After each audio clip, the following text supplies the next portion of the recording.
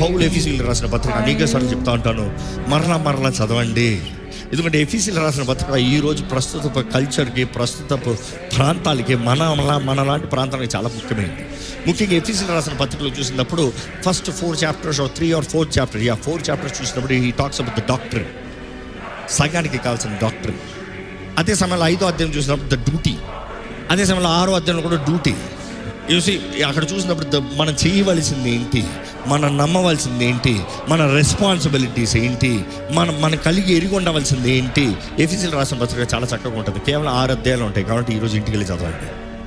ఎందుకంటే ఇక్కడ పరిశుద్ధాత్మ గురించి 5వ అధ్యాయంలో మాట్లాడుతూ 6వ అధ్యాయం వచ్చినప్పుడు సర్వాంగ కవచం గురించి మాట్లాడుతాడు. మనం పోరాడేది 4-fold ఎంటిటీ, అంటే నలుదిక్కులు ఉన్న లేకపోతే 4 రకాల గ్రూప్స్ అయినా అపవాది. పోరాడేది రక్త మాంసములు కాదు, కానీ కనబడని శత్రువులు పోరాడుతున్నామో అక్కడ కూడా ఆత్మ సహాయంతో సర్వాంగ కవచాన్ని ధరించుకోవాలి. అపవాదిని పారదోలేదు, అపవాది నాశనం చేసేది చూస్తే సర్వాంగ కవచంలో వాక్యం అనే ఆత్మకత్వం. పరిశుద్ధాత్మ లేకుండా వాక్యం వేస్ట్. పరిశుద్ధాత్మ ప్రేరేపణ ద్వారంగా ఆ రేమాను పలుకుతంలో అపవాది పారిపోతాడంట.